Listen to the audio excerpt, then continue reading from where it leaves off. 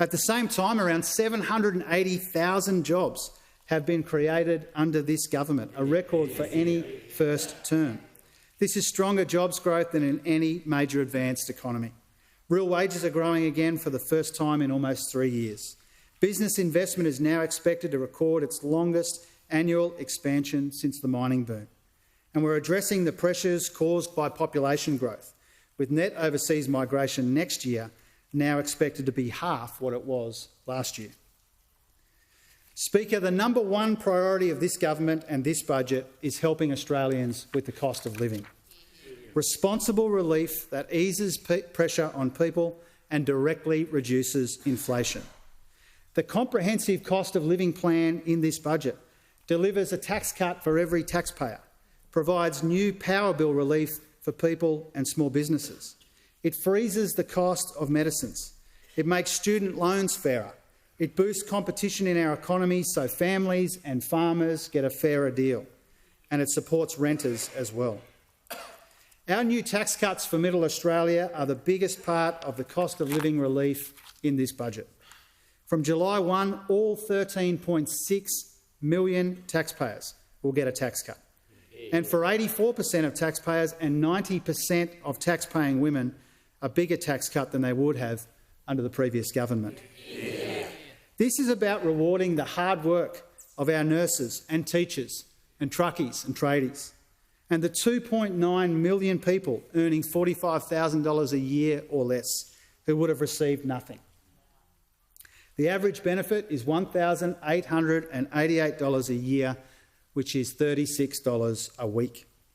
Our tax cuts are better for families and communities, women and young people. They are better for business and they are better for the economy. Speaker, in 2022, Russia's invasion of Ukraine triggered the biggest shock to global energy prices since the 1970s. We know Australian families and businesses have felt this pain, and that's why we've stepped in to help. Electricity prices would have risen 15% in the last year, if not for our efforts. Instead, they rose an average of 2%. And tonight, I assure Australians that more help is on the way. This budget delivers $3.5 billion in new energy bill relief for everyone.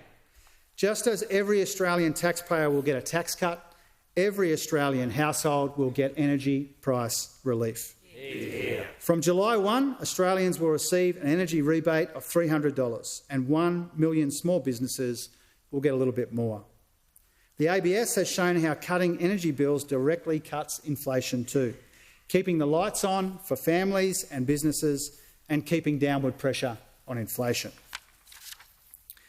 Mr Speaker, Labor governments make Medicare stronger and we make medicines cheaper. We're providing up to $3 billion for cheaper medicines and the community pharmacies that distribute them. And we are freezing the maximum cost of PBS prescriptions for everyone. This year and next year, no one will pay more than $31.60. But 6 out of 10 PBS scripts go to pensioners and concession card holders. And we will freeze the cost of their medicines for 5 years, meaning no pensioner, no concession card holder will pay more than $7.70 for the medicine that they need. Yeah.